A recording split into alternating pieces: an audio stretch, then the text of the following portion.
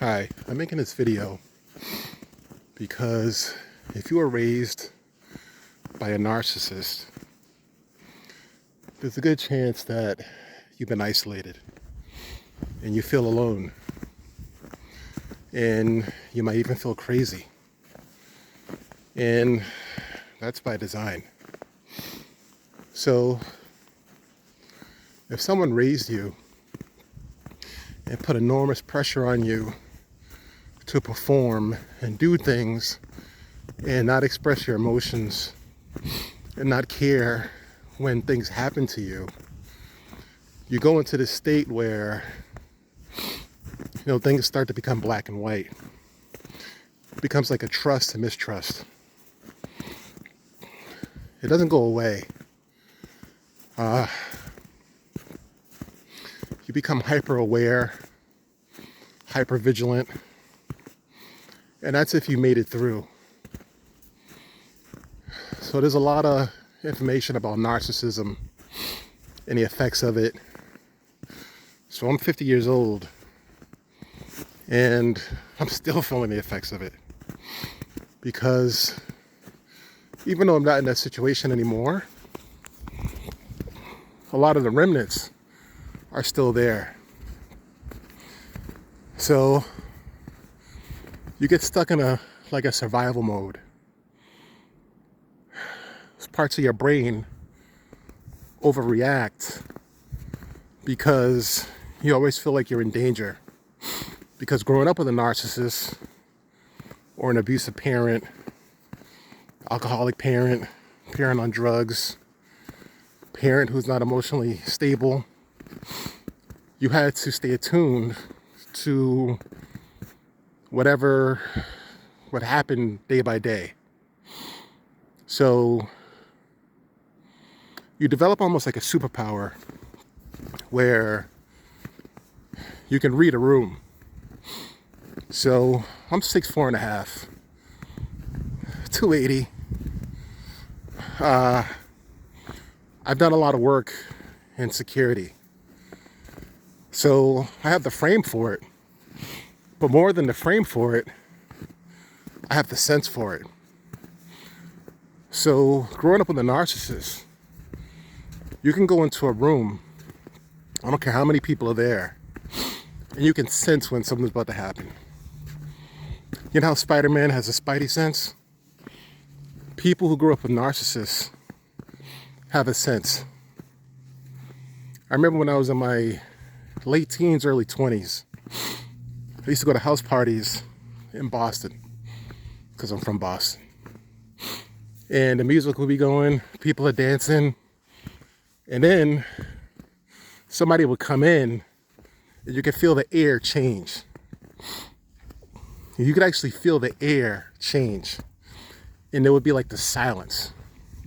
It'd be like an eerie silence. And then all of a sudden, you would hear yelling and the fight and whatever comes after that. But your sense told you that this was going to happen. Going to large events, especially when there's a lot of people, it's hard to relax because you're scanning the room constantly.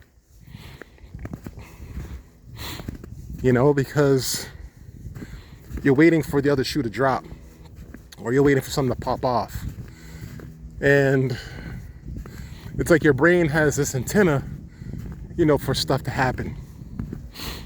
The problem, though, is that never shuts off.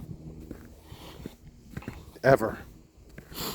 So you go to sleep and your brain's still on high alert.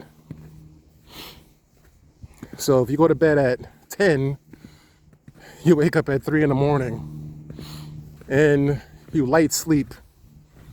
And you never really go through the sleep cycles.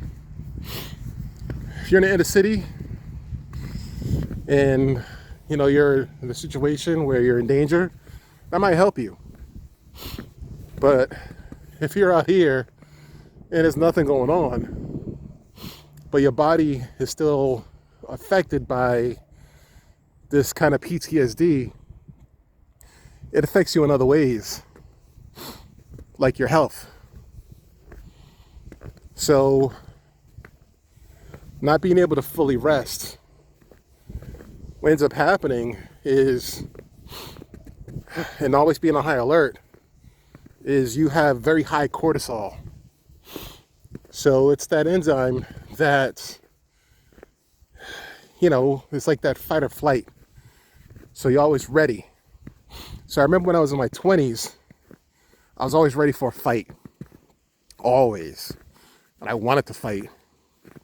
Or I wanted to assert myself just so I could fight. I used to go to the gym and I would fight the weights. I remember one day I went to the gym and there was this big guy lifting like 4 plates. I think it was like 450. And I was able to conjure up enough, I used to call it hate, because it was. And I lifted it once. And it actually scared me. Because wow, I did it. Maybe it's 425, whatever 4 plates is. But I remember when I got out of my situation, I think I was living with my mom. I was always angry. I was always trying to get revenge because it was like misplaced anger.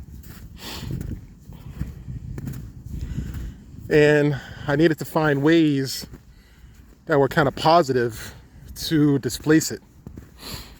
I was a bouncer for many years and probably should have joined a fight club because people aren't just fighting in a club all the time. But it's scary because being a bouncer or security, it's like your brain is on high alert. It's like you have this, your brain is like an RF modulator who's looking, scanning the room. And it just doesn't shut off. But like I said, what happens when you get older and the stimuli isn't around, the things that, started you down this path, you still got that pent up anger. You still got that pent up, radio signal. So what happens when you're 50 and your brain spirals because it's always sensing danger when you sleep? Well, you don't get a good night's sleep. Then what happens? Your blood pressure never really goes down. Why? Because you're ready for anything.